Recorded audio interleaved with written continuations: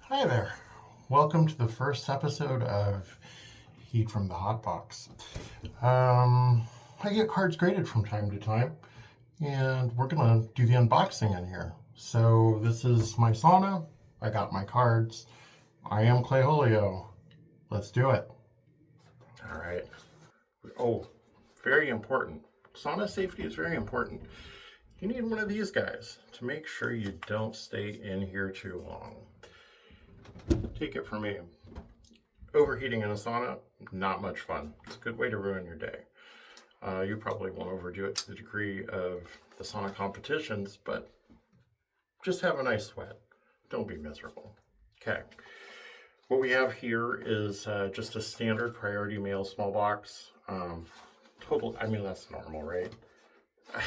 It's only 5 cards, so I'm trying to figure out if I need to hack into this thing or what.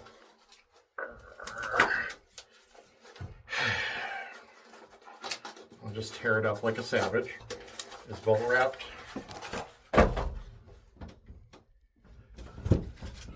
And padding.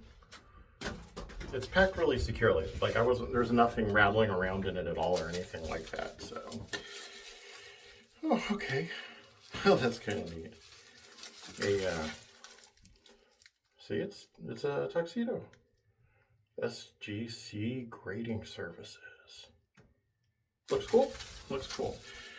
So, let me figure out how to just breaking into things further and further. So, like I said, I had 5 cards graded. For total transparency, it was they charge $15 a card for grading. Flat fee unless you're really sending nice stuff. I threw in another 5 for shipping both ways.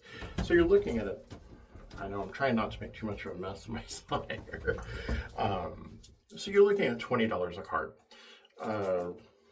PSA with the bulk specials, you're really looking at about $25 a card. I mean, you've got the premium with their prices, but you also have to wait forever, right? So, like I said, these things are rubber banded down. Oof. Like I said, I'm trying not to leave a mess in here for when I actually want to use the sauna again later. We have invoice.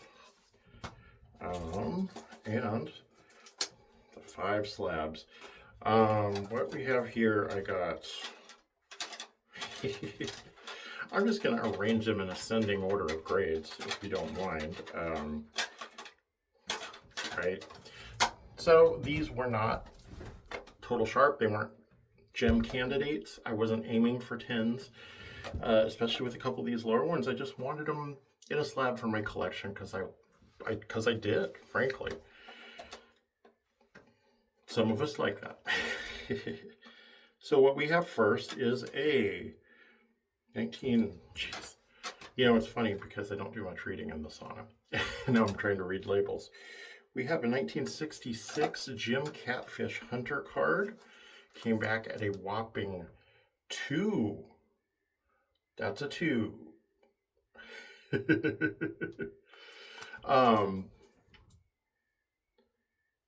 Yeah, it's kind of too dim in here to take a real close look and figure out exactly what the issue was. But I mean, like I said, this was not.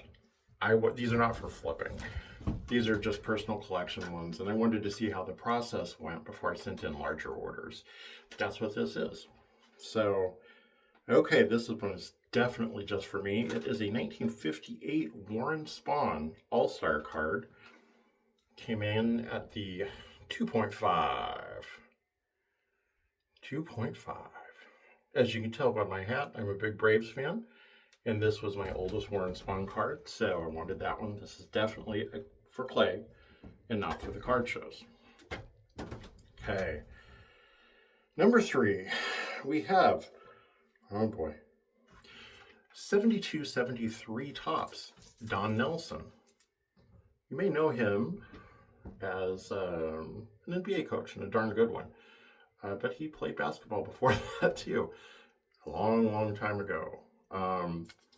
This one, I am a little surprised at that grade. I did not think that it was going to be a 3.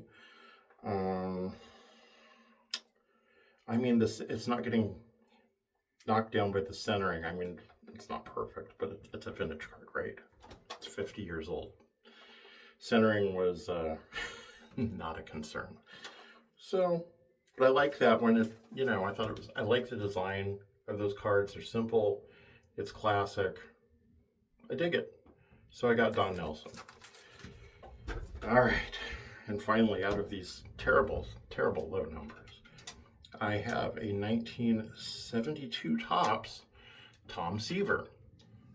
This one came in, as you can see, at a 6, which I can dig that. Got no problems with that whatsoever. These were all also cards that I had in my collection already from years ago. So it's not like I went out and got these in order to grade them. It's like I said, strictly a test run. But Tom Seaver, a great pitcher for the Mets, Hall of Famer, of course. And this is a vintage card. It fits the aesthetic of SGC perfectly. And yeah, I dig it.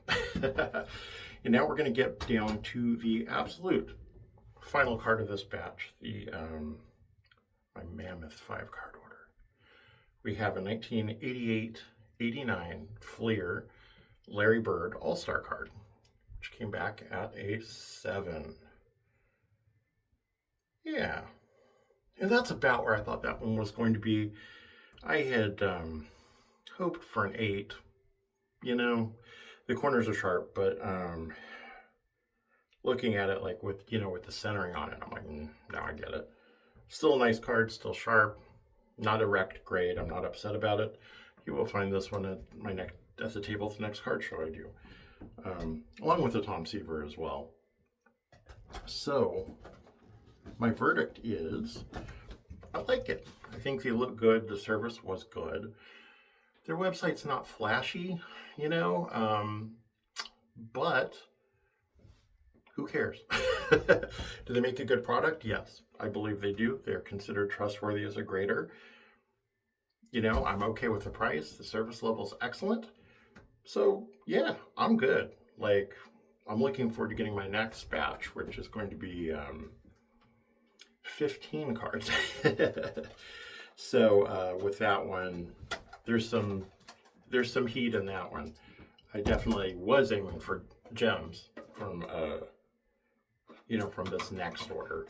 Not all of them, of course. There's some like I submitted a 87-88 Flair Michael Jordan card. It's not a 10. Still Jordan's second year card though, and it's getting in a slab. So stuff, there's stuff like that in the order. Well, I guess that's it. I'm Clay, your Cardholio, also known as Clayholio, and we'll be doing this again probably pretty soon. Thanks for watching.